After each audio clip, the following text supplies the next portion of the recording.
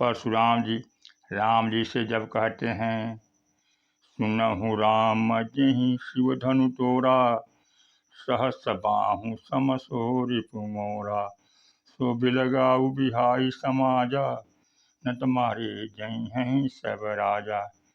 हे राम, जिसने शिव धनुष को तोड़ा है वह सहस्त्र बाहों के समान मुझे दिख दिया है। सहस्त्र बाहों के समान मेरा दुश्मन है, उसे समाज में अलग किया जाए, मैं उचित दंड दे सकूं, नहीं तो अन्य सारे राजा मारे जाएंगे। लक्ष्मण जी को परशुराम जी की चुनौती बर्दाश्त नहीं हुई, क्योंकि रघुपति की रति विमल पताका, दंड समान भयउ जस जाका। वह रघुनाथ जी के विमल कीर्ति पताका हेतु दंड के समान है। दंड पर ही पताका फहराया जाता है। पताका का गौरव चारों ओर दिग्दर्शित होता है। शेष सहस्त्र शीश जग कारण, जो अवतरे भूमि भय तारण। वह शेषनाग के हैं और भूमि के भय को तारने के लिए अवतरित हुए हैं। वह लखन परशुराम जी की चुनौती को सुन करके परशुराम जी को थोड़े अपमानित करते हुए कठोर शब्दों में बोले, बौधनु तोरी लरिकाई, कबहुन असिरि सकीन्हि गोसाई। बचपन में खेल खेल में हम दोनों भाइयों ने बहुत सी धनुइयाँ तोड़ी हैं, उस समय तो आप आए नहीं। इस धनुष के लिए क्यों इतना क्रोध कर रहे हैं? यही धनु पर ममता के हेतु, इस धनुष पर आपका ममत्व क्यों अधिक है? सुने रिसाई कह भृगुकुल केतु। नाराज हो करके परशुराम जी कहते हैं, रे नृप बालक, हे राजा के लड़के, काल वश तुम काल के वश में हो, मृत्यु के वश में हो। बोलत तो ही न संभाल, संभाल कर नहीं बोल दे। धनु सम त्रिपुरारि धनु, विश्व प्रसिद्ध शंकर जी के धनुष को बच्चों की धनुष से तुलना करते हो। लखन कहा हंसी हमरे जाना। लक्ष्मण जी हंसते हुए कहते हैं, लखन कहा हंसी हमरे जाना, सुनहु देव सब धनुष समाना।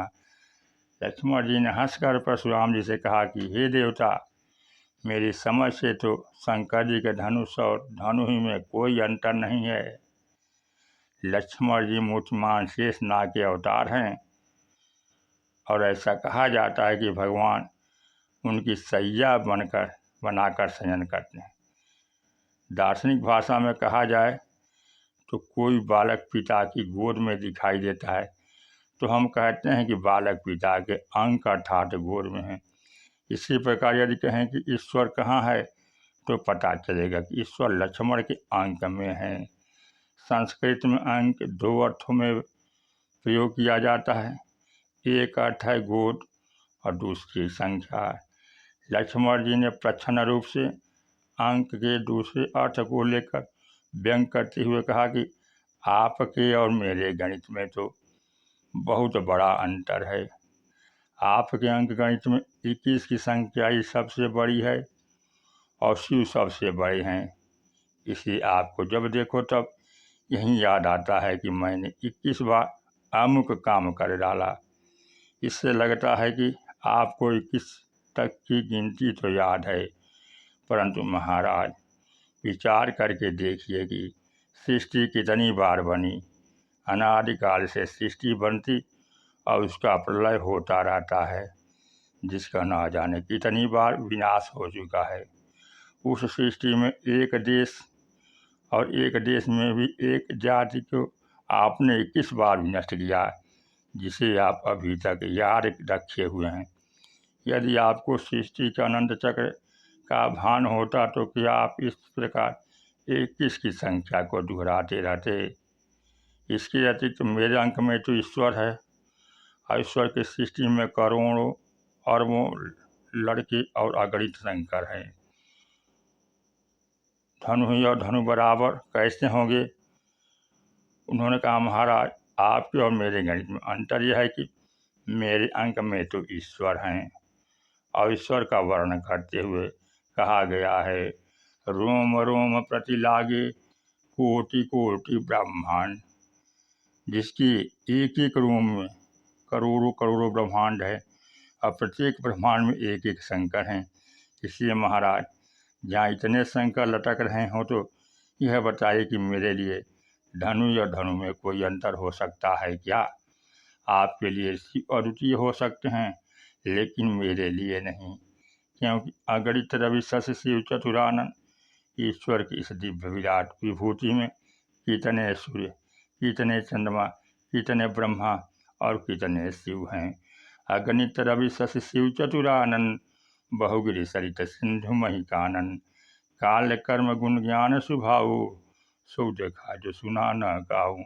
देखी माया सब विधि गाढ़ी अर्थ संगीत जोड़े कर ठाड़ी। लक्ष्मण जी भी हंसते हुए बोले कि शंकर जी का धनुष अब बच्चों का धनुष हम दोनों के लिए तो एक ही समान है। छुअत टूट रघुपति ही न दोषु मिनमुनि काज करिय कटरियोसु। रघुनाथ जी के छूते ही टूट गया, उसमें उनका क्या दोष है? आप अनायास क्यों इतना गुस्सा कर रहे हैं?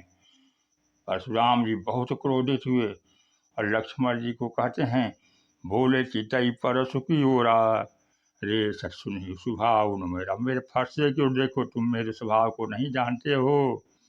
बाल ब्रह्मचारी अति को ही विश्व विदित क्षत्रिय कुल द्रोही। मैं बाल ब्रह्मचारी हूँ, अति क्रोधी हूँ और संसार में क्षत्रियों का द्रोही नाम जाना जाता हूँ। सहस बाह भुज छेद निहारा परस बिलोक महीप कुमारा। इस फरसे के द्वारा मैंने सहस्त्रबाहों की हजारों भुजाओं को काटा है। मेरे फरसे को देखो। बिहस लखन को बोले मृदुबानी ओह मनुष्य महाभटमानी।